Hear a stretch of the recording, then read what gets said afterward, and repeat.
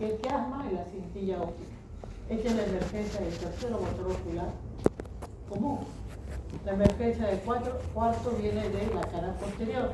Aquí está la raíz del quinto, sensitivo y notable. Y aquí estaría el sexto, séptimo, octavo, noveno, décimo, décimo primero y décimo segundo en el surco preolivar.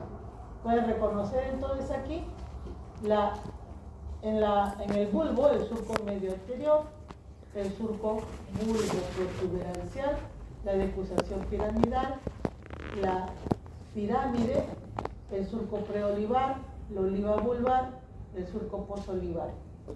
En la zona lateral, aquí vemos la protuberancia, el surco basilar, los rodetes y luego los pedúnculos cerebelosos medios que se pierden en el cerebelo. Pero vemos que entre el pedúnculo cerebeloso medio y el cerebelo, ¿no? Puente, cerebelo, acá se forma un ángulo. Este es el ángulo ponto-cerebeloso. Y allí vamos a encontrar al séptimo y especialmente al octavo nervio, la rama vestibular y la rama coclear. Este ángulo ponto-cerebeloso es muy importante. ¿Por qué? Porque frecuentemente se puede producir un tumor de la rama vestibular del octavo, ¿no? Y están los tumores del ángulo ponto-cerebeloso, que es un síndrome muy frecuente en la patología neurológica y neuroquirúrgica. Este es el ángulo ponto-cerebeloso. Muy bien. Luego tenemos los pedúnculos cerebrales, el espacio perforado posterior. Y reconocer entonces las estructuras que están mencionadas. Aquí solamente vemos ya el tronco encefálico y se han mantenido aún las estructuras subcorticales como son, en este caso, el tálamo y los ganglios basales. Entonces decíamos que está la decusación, el surco y el surco medio anterior, las pirámides, la oliva, y ustedes pueden reconocer los elementos que hemos mencionado. En la zona central, entre el surco medio anterior y el surco bulbo protuberancial, hay un agujero llamado agujero ciego. Y está el surco portomesencefálico, el surco basilar, que ya hemos mencionado. Y esto es para que vayan repasando y reconociendo las estructuras. Ya hemos mencionado entonces cómo van a salir las ramas de los nervios craneales. El único nervio craneal que emerge por la cara posterior del tronco encefálico es el cuarto nervio coclear. Todos los demás salen por la cara anterior del tronco encefálico. Y recordar entonces que las fibras emergen por esta cara anterior del tronco encefálico. Pero los núcleos de estos nervios craneales están en la profundidad. Esta es una pieza de anatomía que les permite ver el bulbo raquídeo, el surco medio, la oliva, el surco bulbo protuberancial, el ponto mesencefálico, el surco basilar. Miren la depresión, ¿no?, entre los elementos más importantes. La cara posterior, decíamos, solamente podríamos ver en la cara posterior la lámina cuadrigémina, que corresponde a la cara posterior del mesencéfalo. Todo lo demás está cubierto ¿por quién? Por el cerebelo. Entonces decíamos, hay que cortar, ¿no?, los fascículos que unen al cerebelo con el tronco encefálico, que son los pedúnculos cerebelosos, ¿no? Y aquí tenemos en la lámina cuadrigémina los tubérculos cuadrigéminos superiores, los tubérculos cuadrigéminos inferiores. Entonces, esta vista ya se han retirado, los pedúnculos cerebelosos han sido cortados, se retiró el cerebelo, y aquí podemos ver pedúnculo cerebeloso superior cortado, pedúnculo cerebeloso medio cortado, pedúnculo cerebeloso inferior cortado. Y vemos bien la cara posterior. ¿Qué vamos a reconocer? En el mesencéfalo vemos los tubérculos cuadrigéminos superiores e inferiores. Y vemos que lateralmente salen unos fascículos que se llaman brazo conjuntival superior, brazo conjuntival inferior. Separados los tubérculos cuadrigéminos por este surco ya llamado surco cruciforme. Y en la parte inferior de esta lámina cuadrigémina vemos esta eminencia, que se conoce como el frenillo. ¿El frenillo de quién? De esta lámina, que es la válvula de Vieussens, que está entre los dos pedúnculos cerebelosos superiores. En el puente, ¿qué vemos? Cerca, aquí vemos el surco medio, y lateral al surco medio está la eminencia media, y en la parte inferior esta eminencia redondeada, que es la eminencia teres. Aquí en el lado lateral, por debajo del pedúnculo cerebeloso inferior, vemos esta zona que se conoce como el ala blanca externa. Y en el bulbo raquídeo, ¿qué vamos a reconocer? Un surco medio que recorre toda la región, que es el mismo surco que estaba en la médula espinal, surco medio posterior. Y yendo de la línea media hacia afuera, vamos a encontrar el ala blanca interna. Por fuera de ellos vamos a encontrar el ala gris. ¿Qué significa el ala blanca interna? Es el núcleo del hipogloso, la prominencia que hace el núcleo del hipogloso en el bulbo. ¿Y qué es ala blanca externa? Es la zona donde están los núcleos vestibulares. ¿Y qué significa el ala gris? Es la zona donde está el núcleo del vago. Luego vamos a ver el ángulo inferior de esta zona, se conoce como el oves, como un cerrojo. Hay un conjunto de pequeñas fibras que van de un lado a otro, asegurando que este surco no se separe. El oves. ¿Y qué hay por encima del oves en esta zona? Una zona muy importante que se llama el área postrema. El área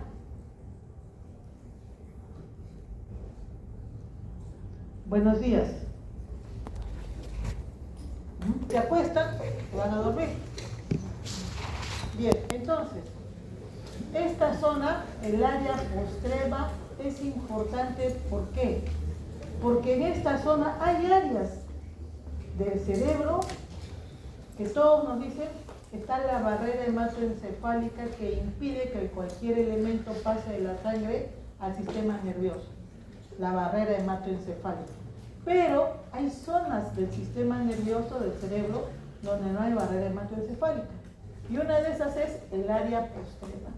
Y esto es la zona de gatillo del vómito. Si aumenta la presión intracraneana, va a estimular esta área y van a producir los vómitos explosivos, ¿no? Cuando ustedes tienen un malestar general por haber comido algo que esté mal estado, tienen vómitos, pero vienen una arcada, dos arcadas, y ahí buscan ustedes dónde poder vomitar. En cambio, cuando es un estímulo por hipertensión intracraneana, el vómito viene de un momento a otro y sale disparado, ¿no? A 50 metros de distancia. Este es el área postrema, que es el centro del vómito, que es importante.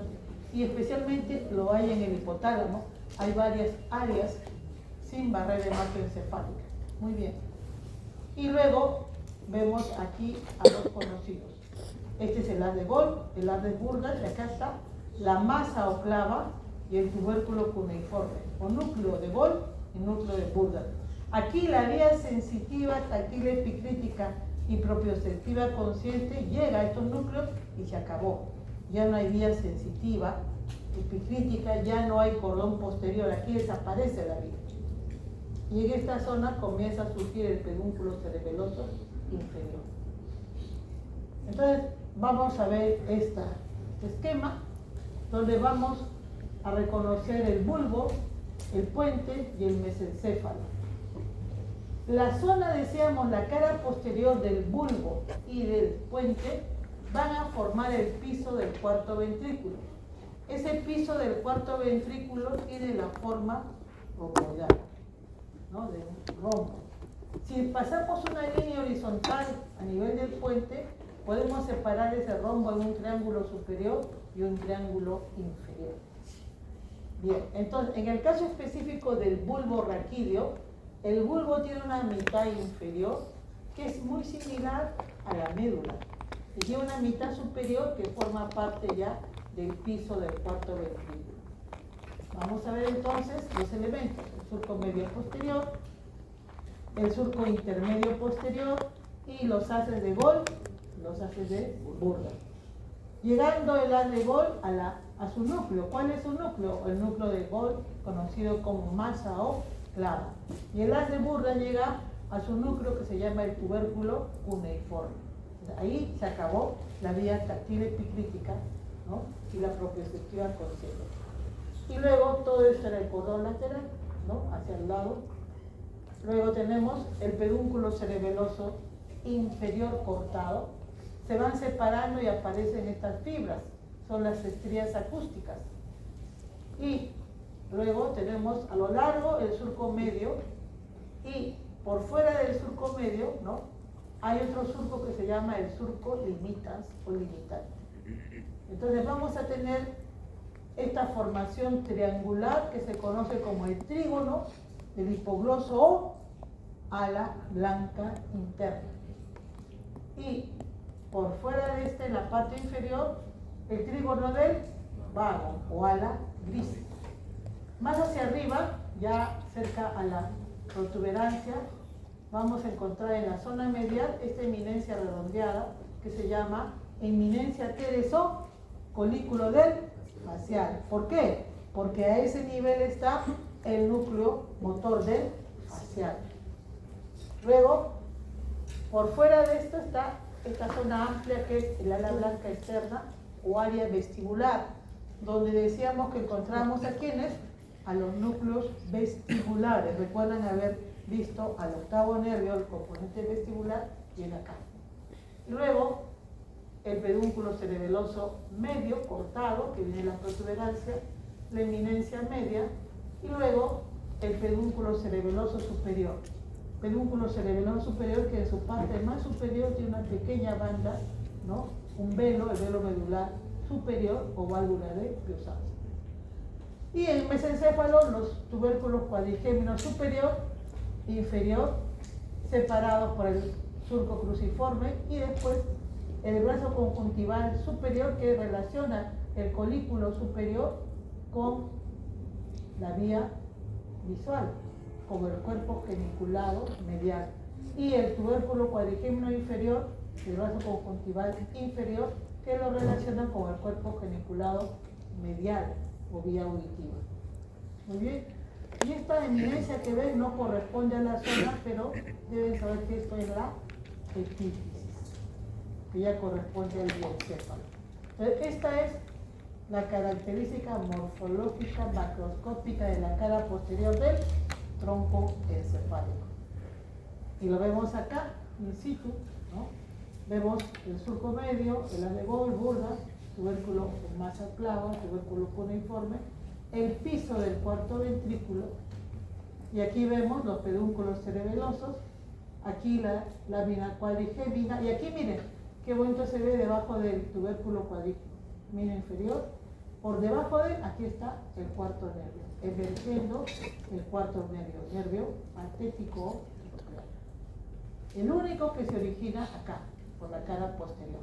Y ven ustedes de la cara anterior saliendo los nervios craneales para irse por dónde, por el conducto auditivo interno, en el caso del séptimo y el octavo, por el rasgado posterior, en el caso del noveno, décimo, ¿no? Décimo primero, y el piso del cuarto ventrículo. Muy bien. Vamos entonces aquí para que vayan repasando las estructuras de la región del bulbo, del puente y del mesencéfalo. Entonces, todo esto deben observarlo en la pieza anatómica, porque hay estructuras que se conocen todavía y se pueden apreciar. Todo, se apaga el celular, el que lo tiene preencendido. Muy bien. Entonces, esta es la cara posterior, el esquema, la maqueta, y esta es la estructura anatómica que estamos mostrando. Esta es la cara lateral, donde podemos apreciar muy bien, entonces aquí, lo que hemos mencionado, ¿no? El nervio óptico, la cintilla óptica, el quiasma, la decusación de las fibras nasales. Hay una pregunta en la que todavía les pongo falso y hay uno de ustedes que lo ha tachado y ha puesto verdadero. Ya es el colmo, ya más allá no se puede dar. Se está regalando y encima lo borra y pone verdadero. ¿Qué me dice ese alumno? Pilla óptica, el pedúnculo cerebral. Nadie dijo nada cuando vieron acá este escrito F. Nadie dijo nada, todos equivocados, nada, calladitos todos. Pero uno tenía que ponerlo. La fosa interpeduncular, el rodete y el surco basilar. Es una vista algo lateral para ver cómo va. Desde la pirámide, y aquí se ve muy bien el surco preolivar, el oliva y el surco post-olivar. Ven aquí la cara lateral, el nervio trigémino, el componente sensitivo grueso, ¿no? Y este es un corte medial, donde observan ustedes el bulbo, el puente, el mesencéfalo y la lámina cuadrigémina. Acá está lo que quería mencionarles, ¿no? El pie, tanto en el bulbo, el puente y el mesencéfalo, el tegmentum o calota, y solamente en el mesencéfalo el tectus. El piso del cuarto ventrículo conformado por la cara posterior del bulbo y el puente, el cuarto ventrículo cuyo techo está el cerebelo y las láminas, el velo medular superior e inferior, y aquí la tela coroidea. Y aquí, ¿qué tenemos? Entre el puente, entre la calota mesencefálica y la lámina cuadrigémina, el acueducto, ¿no? El acueducto de Sirio. Y la comunicación entre el cuarto y tercer ventrículo por el acueducto. Hay casos en los que el niño nace con una estenosis del acueducto, lo que significa que no va a poder pasar el líquido de acá hacia acá y tienen hidrocefalia, ¿no? Tienen todos los trastornos que puede ocasionarse esa dificultad para el pasaje de este es el velo medular superior entre los pedúnculos cerebelosos superiores, ¿no? Y el tercer ventrículo, el cuarto ventrículo más cercano, vemos esta zona. Este es el velo medular superior. Bien, esa es la macroscopía, la parte externa, lo que se ve, eso es lo fácil.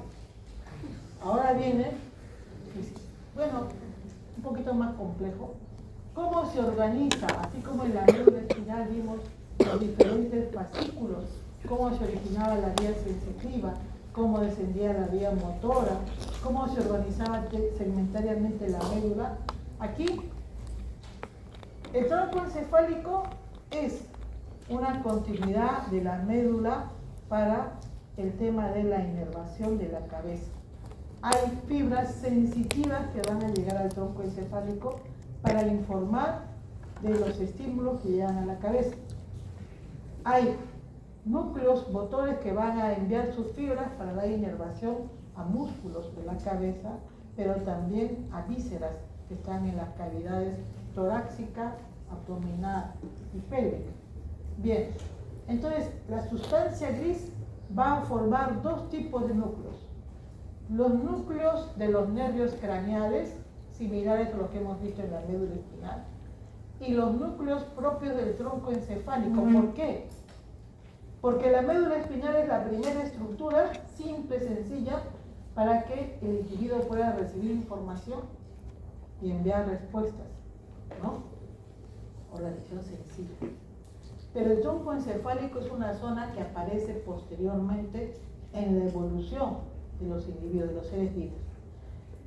Entonces, una célula simple, común y corriente tiene una zona, recibe los estímulos en su membrana, responde inmediatamente, tiene mitocondrias para respirar, tiene un retículo endoplásmico para elaborar las proteínas, para crecer, para nutrirse, repararse, etc.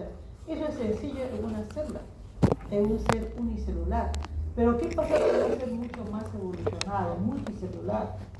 ¿Qué pasa con un ser que tiene órganos? Que con ellos ya no es tan sencillo. Entonces se especializa.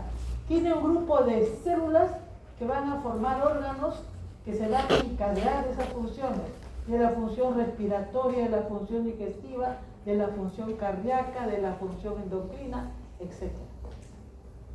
Entonces, en el caso de los seres más evolucionados, hablando ya de los mamíferos incluso, ¿no? Ya hay estructuras que se dedican a eso. Entonces, las primeras estructuras que salen desde los peces, los anfibios, los reptiles, ¿no? Son en el tronco encefálico las estructuras especializadas ¿en qué? En la respiración, en la digestión, en la función cardíaca, cardiovascular. Entonces, aquí en el tronco encefálico van a existir núcleos propios del tronco encefálico para esas funciones. Esas funciones básicas, elementales, para que el individuo pueda sobrevivir. En un traumatismo, en una lesión, en una enfermedad, si se lesiona el tronco encefálico, ya no hay nada más que hacer. La muerte cerebral se da cuando el tronco encefálico ya no funciona, ¿no? Cuando tienen que donar órganos, examinan al paciente, ven si tiene respuesta al tronco encefálico, no hay, esa persona está muerta. Así le estén dando respiración, le estén dando estímulos cardíacos, no, ya murió, ¿no? Aparte de la corteza cerebral. Entonces, es importante conocer entonces eso. ¿Y cuáles son esos núcleos? A nivel del bulbo raquídeo tenemos los núcleos que reciben la información sensitiva, núcleo de Golgi y Burda. Tenemos la oliva vulvar, los núcleos vestibulares. En la protuberancia está la oliva superior, el locus ceruleus, los núcleos continuos. En el mesencéfalo están los tubérculos cuadrigéminos, la sustancia negra o locus níger, el núcleo rojo, el núcleo tegmentario ventral, los núcleos del rafe, la sustancia gris periaqueductal. Y a lo largo de todo el tronco encefálico, ¿quién está? La famosa formación reticular. La formación reticular que permite el estado de alerta, de vigilia. Muy bien. Entonces empezamos con la oliva vulvar a nivel del bulbo. Los núcleos, ese celular a la siguiente, lo recojo y me lo llevo. Si lo quieres donar a la cátedra, excelente. Siguiente celular que suena, lo recogemos.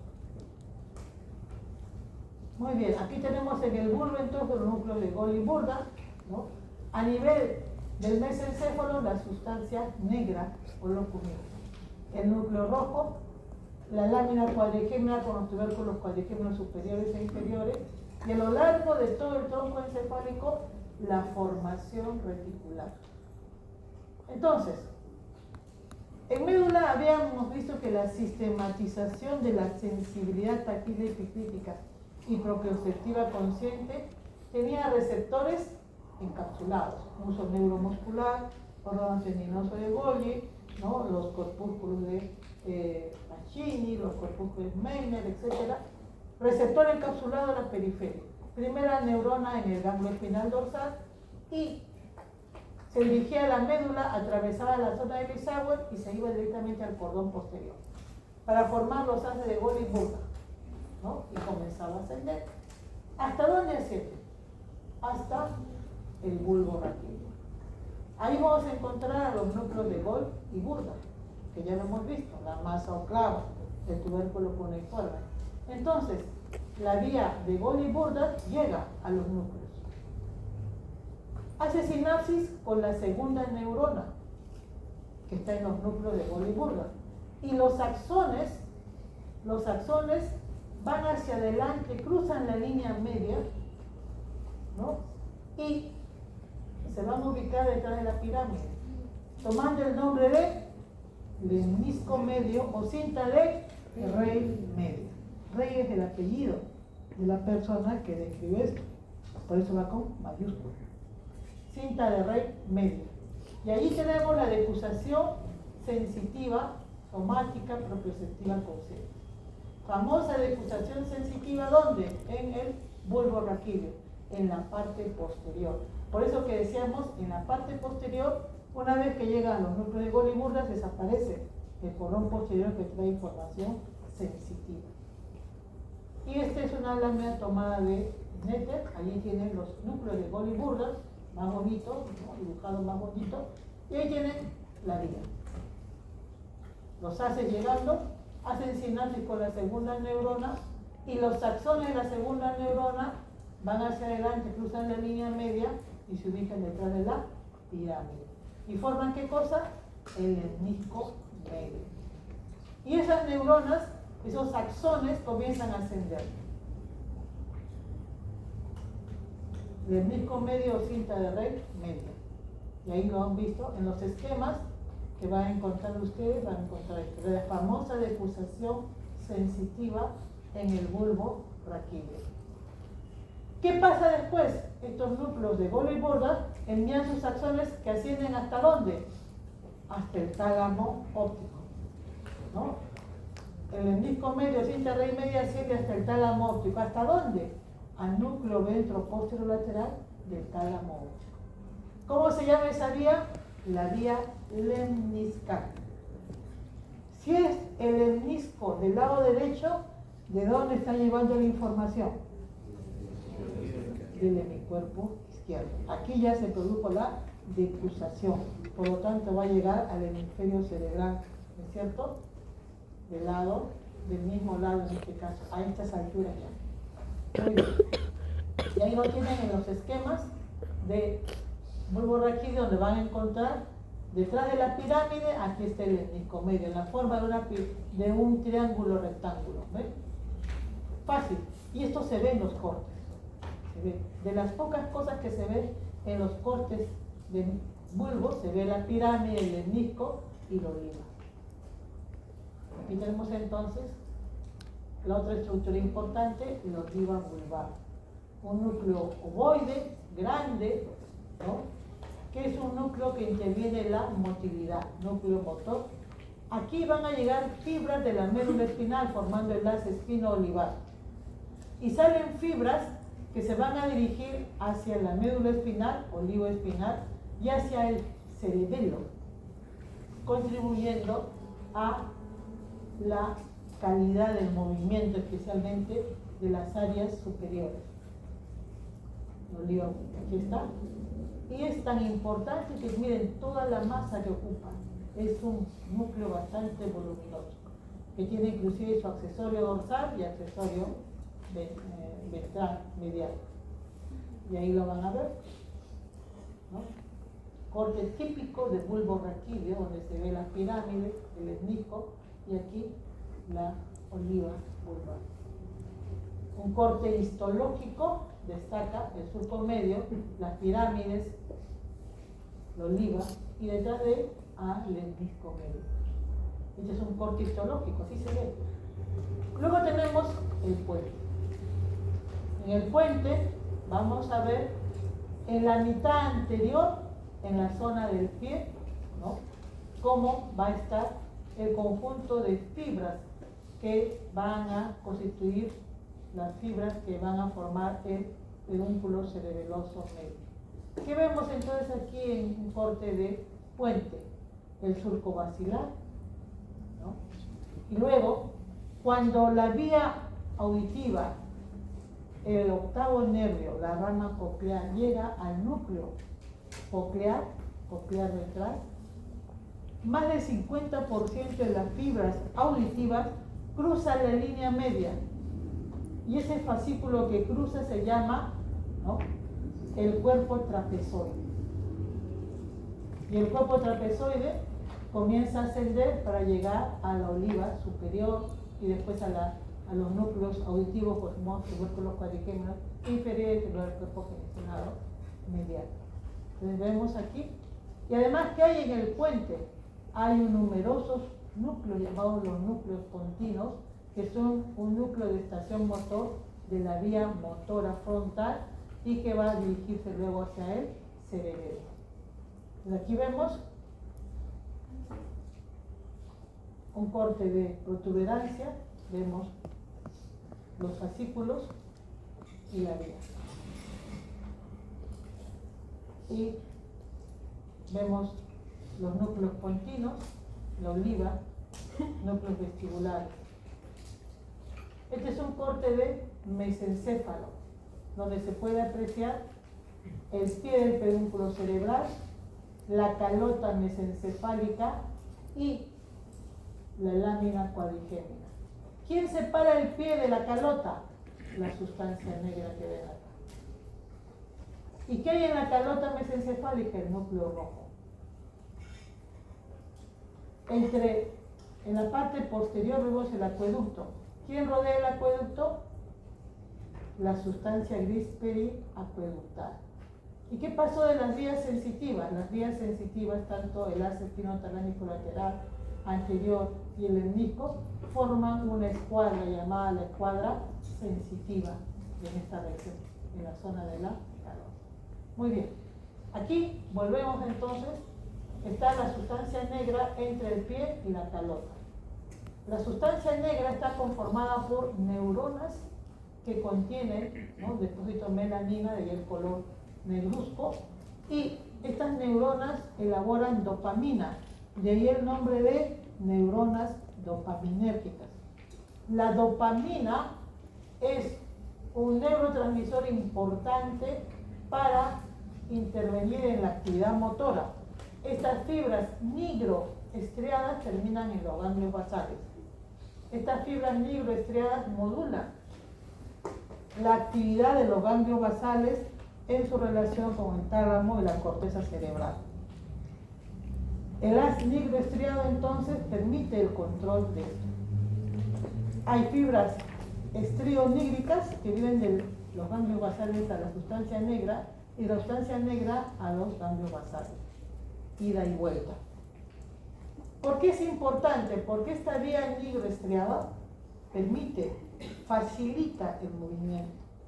Cuando por algún motivo se interrumpe esta vía, se daña por un tumor, por un infarto, una hemorragia o degenera la sustancia negra, aparece un trastorno motor que se llama el síndrome parkinsoniano, en el que hay movimientos de temblor de reposo, hay un aumento del tono rigidez, hay una lentificación de la motilidad.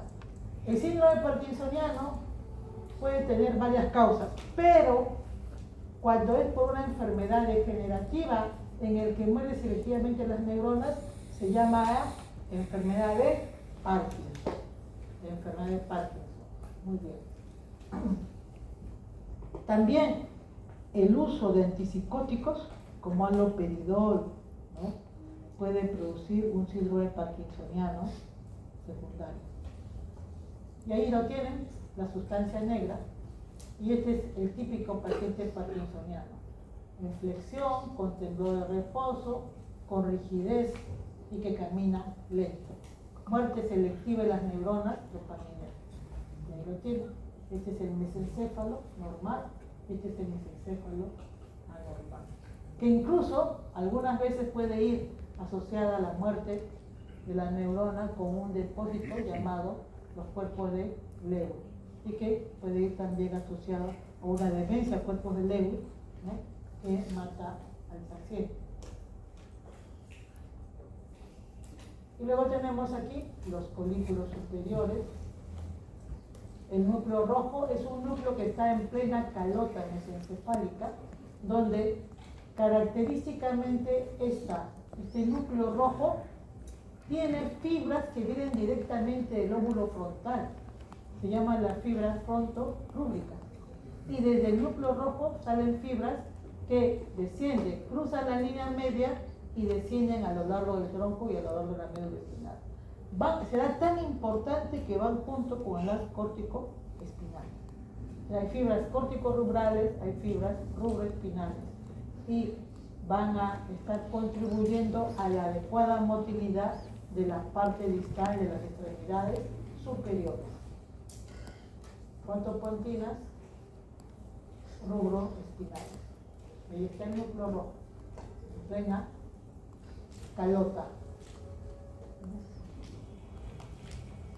Y este es el haz que está ocupando el cordón lateral junto con el haz rubro, el rubro espinal junto con el haz córtico espinal cruzado. Aquí están los tubérculos cuadrigémenos superiores e inferiores, el vaso conjuntival superior e inferior. El superior va al cuerpo geniculado externo y el inferior al cuerpo geniculado medial. Forman parte de la vía visual, la vía oculomotora, guiada, el movimiento ocular guiado por la visión. Y esto forma parte de la vía auditiva. Entonces son los tubérculos cuadrigémenos superiores, ubicados en esta zona. Y los tubérculos cuadrigémenos superiores, decíamos, se relacionan con la visión y en la guía del movimiento, ¿no?, por la visión, movimiento ocular. Hay fibras llamadas espinotectales, vienen de la médula espinal a este colículo. Y tectoespinales salen, se decursan y descienden hasta la médula. ¿Para qué sirven? Para guiar los movimientos, pero a nivel de la cabeza y el cuello, para permitir integrar el movimiento de la cabeza cuando se quiere mirar a un punto de interés visual o cuando se quiere mirar un punto, ¿no?, donde hay un estímulo importante. En los haces, los tubérculos cuadrigémenos inferiores, estos llegan, se relacionan mediante el vaso conjuntival superior con el cuerpo geniculado lateral, que forma parte de la vía visual. Y los tubérculos cuadrigémenos inferiores son la estación obligada de la vía auditiva. Todas las vías auditivas, después de pasar por el folículo superior, por el oliva superior, terminan acá. Y de acá se dirigen al cuerpo geniculado medial mediante el brazo conjuntival inferior. Pero además, gracias a esta comunicación entre ambos, vamos a tener que van a intervenir en los reflejos auditivos, oculares y de la cabeza y cuello. Cuando escuchamos un ruido, ¿qué hacemos? Giramos la cabeza y dirigimos la mirada hacia ese punto. Entonces, ese movimiento integrado está dado por estos núcleos. Y la formación reticular es un conjunto de neuronas multipolares estrelladas que reciben múltiples aferencias de las vías sensitivas, de las vías motoras. Este conjunto de neuronas envían toda la información de manera amplia, ¿no?, hacia la región talámica, núcleos inespecíficos. Y gracias a ellos reciben también, envían toda la información a toda la corteza. Son los responsables de estado de alerta, de estar despiertos, ¿no? Y gracias a esto, sobre este estado de alerta y vigilia, se pueden dar los procesos de atención, de visión, audición, motilidad, sensibilidad. Cuando están dormidos, no se enteran de nada. Por más que digan que yo aprendo inglés durmiendo, sí, ¿no?, y su corteza está apagada. Bien, entonces, allí tenemos, son los mitos comerciales, ¿no? Aquí tenemos entonces todos estos grupos nucleares dispersos a lo largo del tronco encefálico. Y varios de estos grupos nucleares ya fueron identificados a propósito de funciones específicas, como por ejemplo el sueño. Entonces, la formación reticular regula el mecanismo del sueño y vigilia, regula el tono, porque las fibras descendentes, las fibras reticuloespinales originadas en el bulbo o en el puente, van a estar estimulando a los músculos extensores de la zona axial para que estemos de pie, para que nos mantengamos erguidos, estimulando también la parte proximal de las extremidades. Entonces, gracias a ellos se permite poder mantenernos despiertos, erguidos, atentos, y además intervienen en reflejos defensivos como estornudar, toser.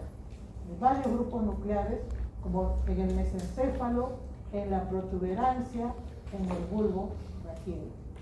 Y todo este conjunto de fibras que se comunican polisinápticamente permiten elaborar un concepto funcional que es la formación reticular ascendente o el sistema activador reticular ascendente, conocido como SARA.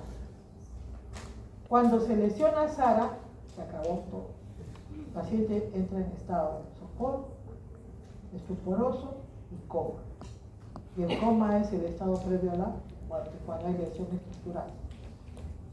Ahora puede haber coma farmacológico cuando se dan fármacos para que la persona quede en un estado profundo de inactivación.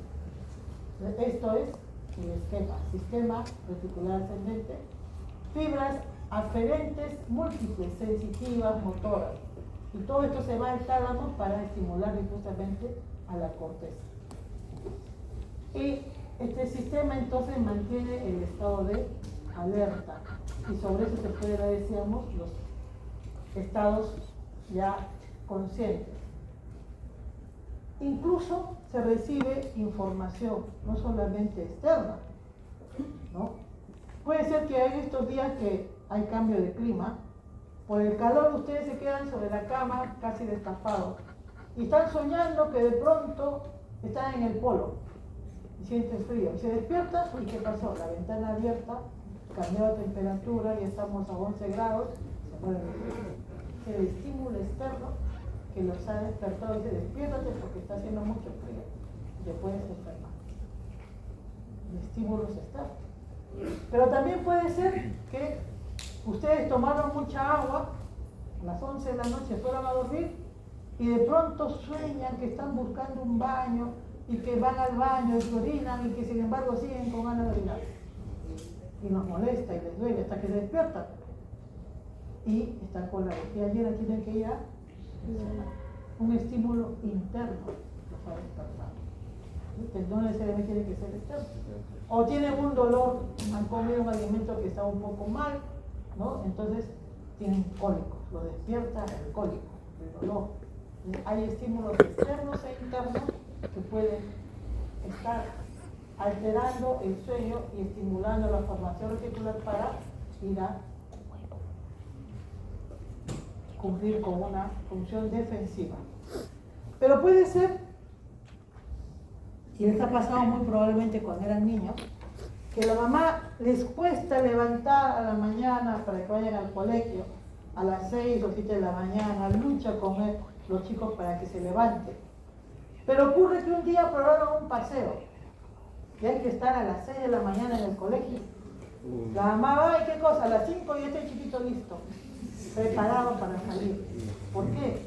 La motivación, ¿no? A las 5 de la mañana está listo con su mochila para ir hacia el paseo. Todos los días cortan, igual ustedes. Les cuesta levantar de todo, pero ese día quedaron en una reunión y hay personas que les interesa ver y están ahí atentos, ¿no? Se acabó. Entonces, puede ser que se programan y dicen: tengo que salir de mi casa a las 5 de la mañana. Les ponen el despertador y de pronto se despiertan y después suena el despertador. ¿Por qué? Porque se han programado bien con su lóbulo frontal que va a su tálamo y los despierta. Entonces el estímulo interno los hace despertar. Entonces ese es el sistema reticular descendente, que puede inhibir algunos estímulos, pero puede activar otros para compensar todo. Bien, entonces son los varios grupos nucleares reticulares que están en el tronco encefálico. Hay una vía ascendente y hay una vía descendente. Es que también interviene la regulación del dolor, por ejemplo, ¿no? El sistema articular inhibidor descendente. Que incluso hay una vía llamada retículo espinal que durante la fase REM del sueño, la fase de movimientos rápidos, esa es la fase de mayor actividad cortical, en la que la persona sueña, ¿no?, a colores, y tiene una gran actividad, aumenta la presión arterial, pueden estar soñando que están corriendo, por ejemplo, saltando, participando en una maratón o están saltando vallas. Puede pasar que alguien en el impulso, ¿no?, se levante y corra y sueña, ya digo, pero verme al lado de la ventana, salta ahí, salta por la ventana. ¿Qué le puede pasar? Accidentarse, ¿no es cierto? Entonces el organismo es tan sabio que dice: no, si estás en sueño profundo y soñando cosas muy vívidas, muy fuertes, hay que evitar que te muevas. Entonces el sistema, la formación reticular envía vías descendentes hasta la médula espinal que inhiben a las neuronas motoras. Entonces en la fase profunda del sueño REM, nuestra corteza está bien activa, inclusive hay aumento de la presión, aumento de la frecuencia cardíaca, se da la actividad sexual, se produce las eyaculaciones, por ejemplo. Sin embargo, la persona está del cuello para abajo paralizada, para evitar entonces que se pueda producir un daño. En las personas mayores que comienzan a tener enfermedades degenerativas, puede ocurrir que ya no existe este control. Probablemente algunos de ustedes tengan abuelitos en la que la abuelita se queja que el señor cuando duerme habla, grita, patea, da golpes, porque ya no tiene este sistema inhibidor activo, está degenerando, ¿no? Entonces recuerden esto. Esta es la formación reticular y estos son los elementos que estamos mencionando. Todo el resto, ¿ves? Para activar la corteza cerebral. Sí. Consultas en consultorio a las 4 de la tarde. Habla rápido, por favor. Esa es otra patología del sueño, no tiene que ver con patología. Y esto sí es importante. Así como hay el reflejo, más de uno de ustedes debe haber probado el reflejo rotuliano. Golpean el tendón rotuliano y se produce la extensión. Esos son los reflejos más simples, elementales. Pero en el tronco encefálico, mesencéfalo, hay este reflejo. A nivel del puente alto del mesencéfalo, produce una triple flexión del miembro superior, una extensión del miembro inferior. Ese es por activación del mesencéfalo. Pero cuando estamos despiertos, alerta, los haces corticales inhiben eso. Y por eso estamos caminando, haciendo todo normal. Pero ¿qué pasa si por un tumor, una lesión cerebral, se inhibe y se queda sin control voluntario? Entonces aparece este trastorno. Una rigidez de mi cuerpo o de los dos lados del cuerpo. Se llama la rigidez de decorticación. La corteza no controla el cuerpo y por lo tanto hay triple flexión de miembros superiores e hiperextensión de miembros inferiores. Esto es importante en la clínica porque cuando vemos un paciente que tiene lesión cerebral de un infarto de un lado y poco a poco el edema invade el otro lado, el diencéfalo, vemos que aparece la rigidez de corticación, decimos está yendo mal. Hay que actuar para disminuir la presión. Pero ¿qué pasa si el tumor ubicado en el diencéfalo producía esto y luego a los 2-3 días produce esto? Esto se llama rigidez de descerebración. La hiperextensión con rotación interna de los miembros superiores y la hiperextensión de los miembros inferiores por compromiso de la región alta de puente. Estos son reflejos que nos interesa ver en la clínica cuando evolucionamos a pacientes con trastorno del estado de conciencia. Bueno, luego tenemos entonces estos grupos nucleares importantes del tronco encefálico que estamos mencionando, que deben conocer. De la sistematización de la sustancia gris, además, habíamos dicho que están los núcleos, los nervios craneales, ¿no? En el tronco encefálico mesencéfalo está el núcleo, el complejo nuclear es tercero, lo que significa que no hay uno solo, sino que es un grupo, ¿no? Un grupo de núcleos motores. Hay el núcleo del patético, parte del núcleo del trigémino. En el mesencéfalo, el núcleo sensitivo del trigémino, está el núcleo motor ocular externo, el facial con sus múltiples grupos nucleares, están los núcleos del octavo con el coclear y vestibular. Y el bulbo raquídeo, una parte de la vía sensitiva del trigémino, los grupos nucleares del glosofaríngeo, del vago, y vamos a tener el núcleo del hipogloso. Esos son los grupos nucleares que vamos a tener en esta zona. Ahí está, ¿no? A la altura de los tubérculos faringiomas superiores, el complejo nuclear tercero. A la altura del inferior, el cuarto nervio. En la protuberancia, el núcleo del quinto. En la protuberancia, en la parte inferior, el núcleo del sexto. y en el bulbo el complejo nuclear del del décimo y del noveno. A nivel del bulbo, el núcleo del hipogloso. Y luego tenemos aquí, entre el bulbo y la protuberancia, los grupos nucleares del vestibular y del coclear. 2. Coclear ventral, coclear dorsal y 4 núcleos vestibulares. Y luego, esto, una vez que ingresa el trigémino, tiene 3 partes. Aquí, la raíz mesencefálica, el núcleo principal y la raíz espinal, que van a recibir, ¿no?, la sinapsis y las primeras neuronas sensitivas. Y a nivel de la protuberancia, el núcleo motor del trigémino. Entonces, son los grupos nucleares de los nervios craneales que tienen varios componentes. Y por eso les recomendaba el libro de Delbas, Vías y Centros Nerviosos, donde hay un resumen y ustedes van a desarrollarlo en su guía de práctica. Además de eso, de tener grupos nucleares, vías en serie y en paralelo, en el sistema nervioso hay lo que se llama, ¿no?, las vías neurales difusas de neurotransmisores.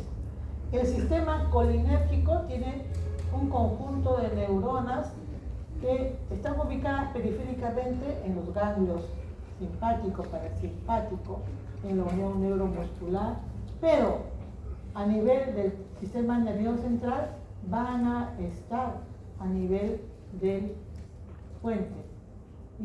del mesencéfalo. Hay un complejo prosencefálico basal, hay un complejo pontomesencefálico. Esas neuronas colinérgicas que elaboran acetilcolina van a enviar difusamente sus fibras hacia tanto la parte inferior como hacia los hemisferios cerebrales al tálamo. Y van a ser responsables del estado de alerta, ¿no?, y de la cognición. El sistema colinérgico. Y está el sistema dopaminérgico, que ya hemos visto en parte un grupo, el que va a los ganglios basales. Pero aparte de eso, hay otro núcleo, llamado el núcleo de la región tegmentaria. Ese grupo nuclear que está aquí elabora dopamina que se va de manera difusa a la corteza cerebral, al neocórtex, para la respuesta, ¿no?, de recompensa, para el estado de bienestar, el placer, la satisfacción que tiene, se debe gracias a esta vía dopaminérgica. Y aquí es donde actúan las famosas drogas, ¿no?, que producen adicción. Y el sistema noradrenérgico que nos mantiene alerta, despiertos, ¿no?, es el sistema noradrenérgico que está ubicado, el núcleo aquí, en el puente. El locus ceruleus. El locus ceruleus envía fibras descendentes para ir hacia la médula espinal para controlar la entrada del dolor. Y también envía fibras difusas hacia la corteza cerebral del tálamo para mantenerlos alertas. E interviene también en la modulación del estado de ánimo. El sistema serotoninérgico. Hay un conjunto de neuronas, miren ustedes, a nivel del mesencéfalo, del puente, del bulbo, los llamados núcleos del RAFE. Elaboran serotonina que envía fibras descendentes para modular el dolor.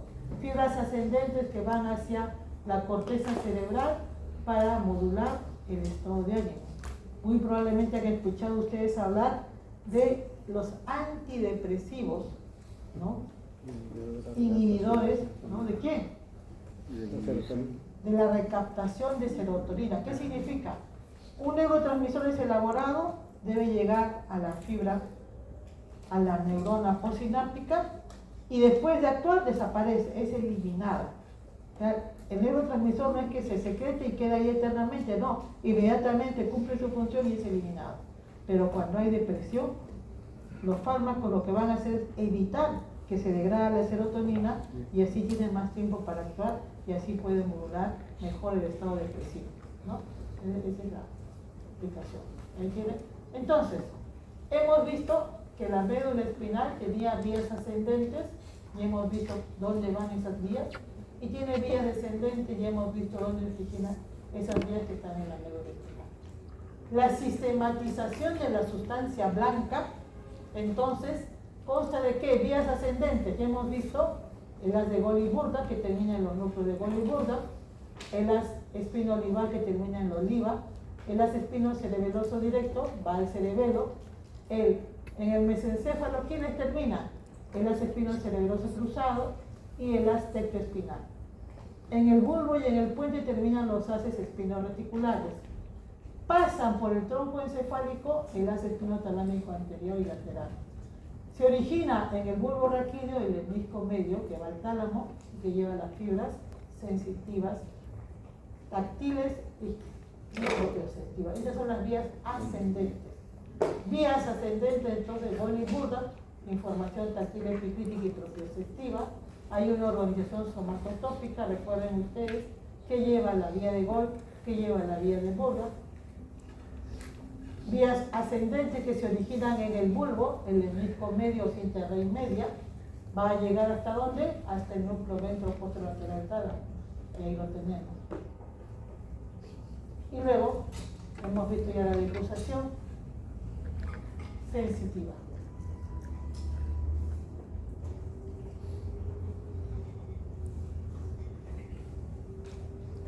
Bien, los haces espinotalámicos cruzan el tálamo, cruzan el tronco encefálico, el haz espinotalámico lateral y el haz espinotalámico anterior, ocupan la región lateral y terminan en el tálamo óptico. El haz espinocerebeloso directo va a ascender y mediante el pedúnculo cerebeloso inferior llega al cerebelo del mismo lado.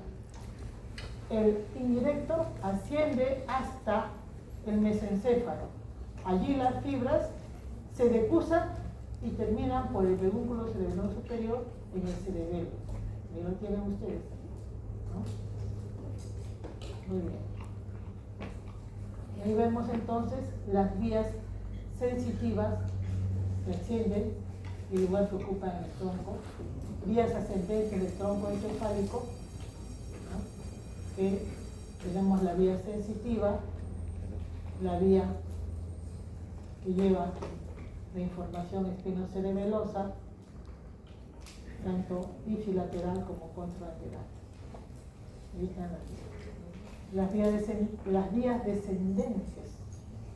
Hemos visto el haz córtico espinal que cruza la región del tronco encefálico, forma las pirámides en la zona anterior y medial y contiene también las fibras que van a los núcleos de los nervios craneales que tienen neuronas motoras.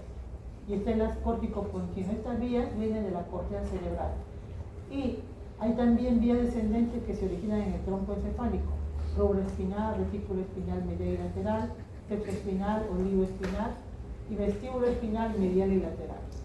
Entonces, estas vías descendentes van a llegar finalmente ¿a dónde?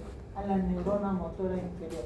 Algunas terminan allí, otras mediante partículos, ¿no? Indirectos van a intervenir. Y ahí teníamos entonces al núcleo rojo, a los folículos, y teníamos también a los núcleos vestibulares. Todos ellos formando vías descendentes, originadas en el tronco encefálico. Ya habíamos hablado entonces. ¿Y cuál es el fenómeno más importante, aparte del sensitivo, en el tronco encefálico? Esto que ven acá se llama la decusación motora. La vía córtico-espinal desciende desde los hemisferios cerebrales como un haz compacto, ocupa el brazo posterior de la cápsula interna, va a estar ocupando el pie del pedúnculo cerebral en el mesencéfalo, ocupa los 3/5 mediales.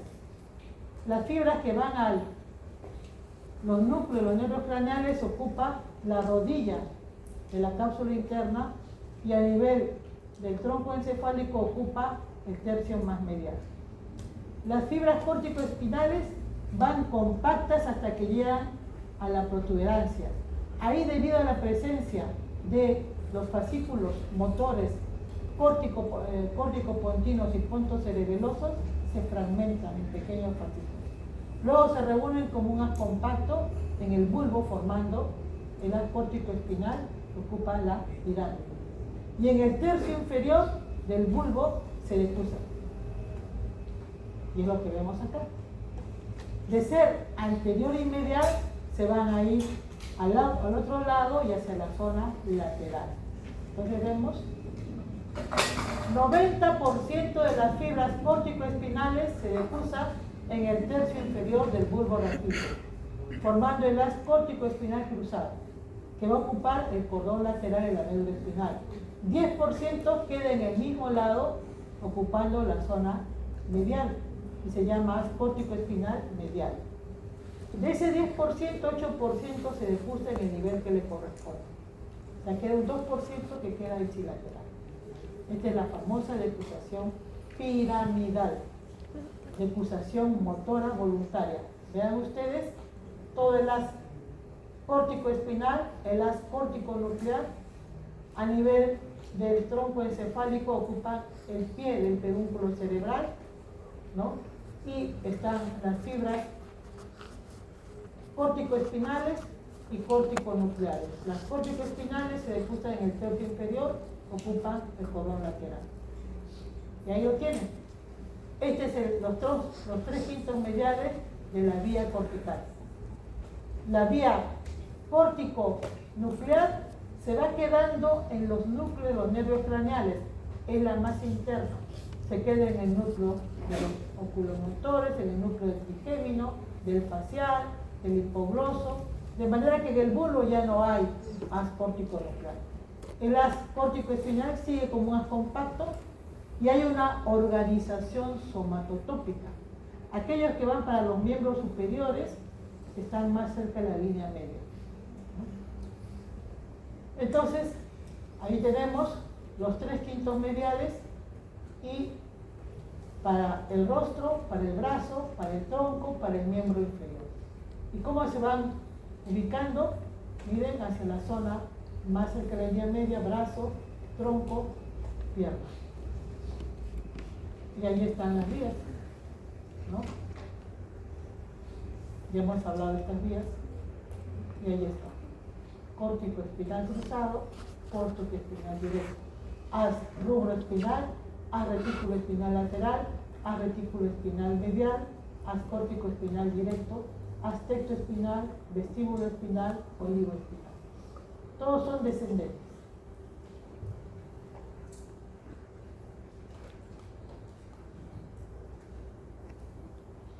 ¿Y por qué tiene una forma tan especial el tronco encefálico?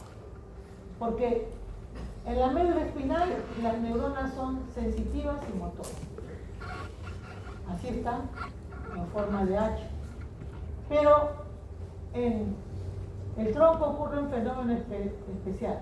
Se produce la decusación motora, la decusación piramidal. Entonces, este haz compacto de fibras va a sufrir la decusación, por lo tanto se fragmentan las astas anteriores. Luego se produce la decusación motora, la decusación sensitiva. Llega el haz de Golgi-Burda, llega a los núcleos y se produce la decusación lemnisco. Decapitan las astas posteriores.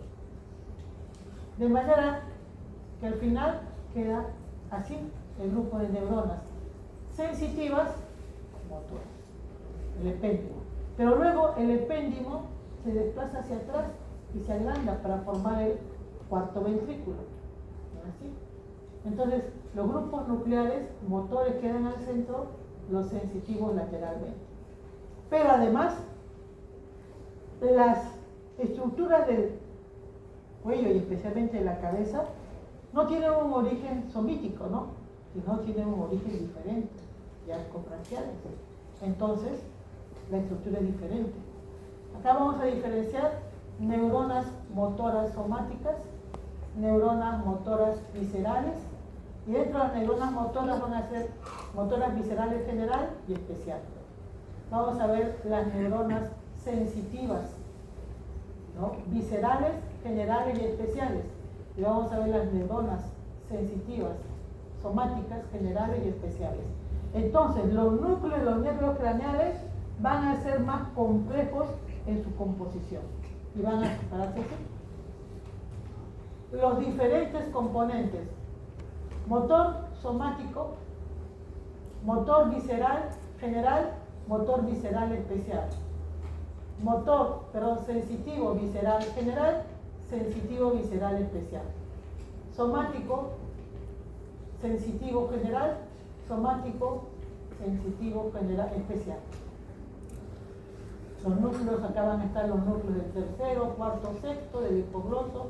Aquí van a estar los núcleos del facial, del trigémino, del vago, del glosofaringeo. Acá van a estar los núcleos del glosofaringeo, del vago, del facial. Y aquí van a estar los componentes del gusto, de la sensibilidad visceral. Aquí va a estar el componente del trigémino, aquí va a estar el componente vestibular y coclear. Esas son las complejidades de este conjunto de núcleos en el tronco encefálico. Entonces, para la siguiente sesión vamos a ver cómo se constituyen los núcleos de los nervios craneales. Por lo pronto, recordar la disposición de las estructuras que hemos visto en los cortes histológicos y en los esquemas que tienen los cortes de mesencéfalo, de protuberancia. Aquí vemos mesencéfalo y los cortes histológicos.